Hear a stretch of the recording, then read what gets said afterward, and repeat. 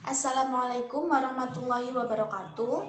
Perkenalkan, nama saya Erika Rahmawati, NIM 931313018, Prodi Ekonomi Syariah, Matkul Komunikasi Bisnis kelas C.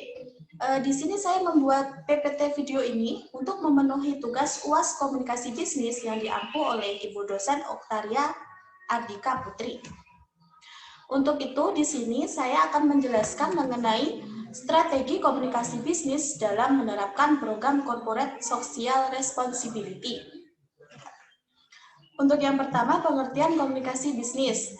Komunikasi bisnis adalah setiap komunikasi yang digunakan untuk membangun partnership, sumber daya intelektual, untuk mempromosikan suatu gagasan, suatu produk, servis, atau suatu organisasi dengan sasaran untuk menciptakan nilai bagi bisnis yang dijalankan. Komunikasi yang digunakan dalam dunia bisnis mencakup berbagai macam bentuk komunikasi, baik komunikasi verbal maupun komunikasi non-verbal. Untuk yang pertama, komunikasi verbal. Apa sih komunikasi verbal itu? Jadi komunikasi verbal merupakan salah satu bentuk komunikasi yang disampaikan kepada pihak lain melalui tulisan dan lisan. Contohnya seperti membaca majalah, membaca surat kabar, mempresentasikan makalah dalam suatu seminar, dan lain-lain. Yang kedua adalah komunikasi nonverbal. Komunikasi nonverbal merupakan bentuk komunikasi yang paling mendasar dalam komunikasi bisnis.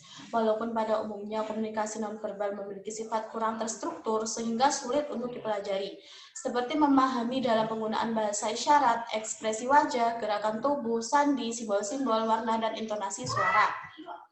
Kemudian di sini saya akan menjelaskan mengenai Corporate Social Responsibility. Apa sih itu CSR atau Corporate Social Responsibility?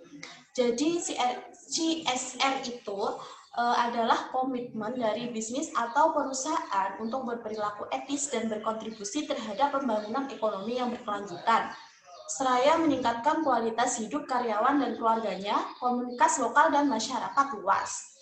Program CSR ini merupakan investasi bagi perusahaan demi pertumbuhan dan keberlanjutan perusahaan dan bukan lagi dilihat sebagai sarana biaya, melainkan sebagai sarana meraih keuntungan. Penerapan program CSR ini merupakan salah satu bentuk implementasi dari konsep tata kelola perusahaan yang baik.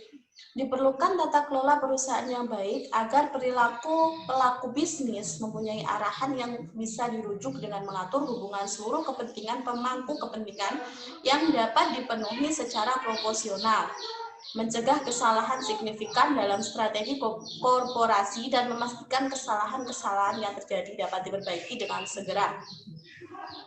Kemudian 3 prinsip yang mendasari CSR. Yang pertama adalah profit. Perusahaan tetap harus berorientasi untuk mencari keuntungan ekonomi yang memungkinkan untuk terus beroperasi dan berkembang. Kemudian yang kedua adalah people. Perusahaan harus memiliki kepedulian terhadap kesejahteraan manusia.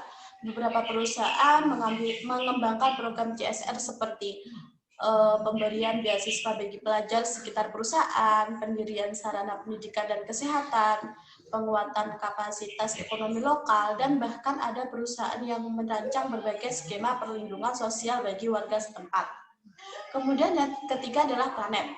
Perusahaan peduli terhadap lingkungan hidup dan berkelanjutan keragaman hayati. Beberapa program CSR yang berpijak pada prinsip ini biasanya merupakan penghijauan lingkungan hidup, penyediaan sarana air bersih, perbaikan pemukiman, pengembangan pariwisata, dan lain-lain.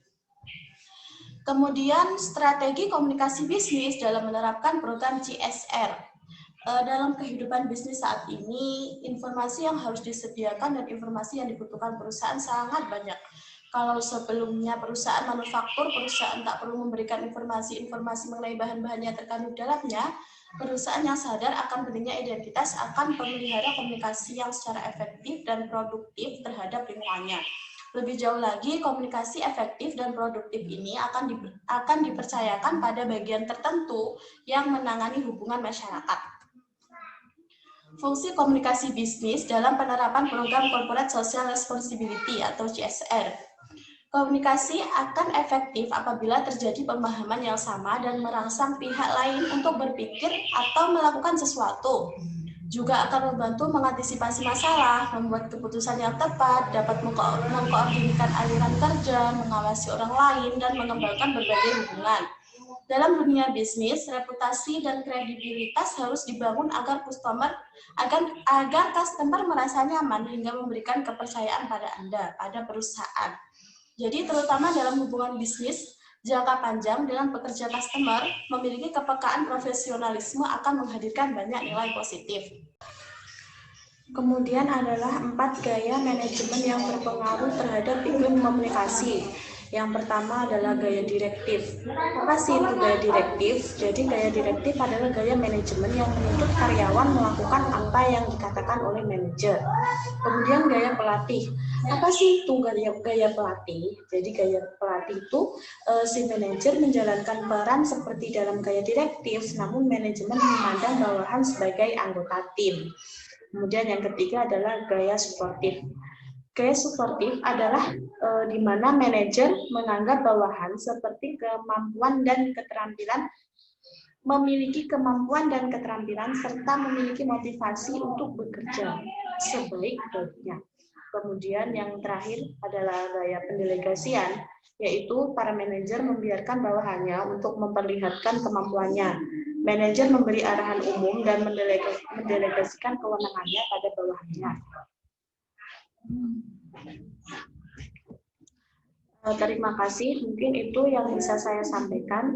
Apabila ada salah kata atau kesalahan dalam saya menyampaikan hal apapun, saya memohon maaf yang sebesar-besarnya.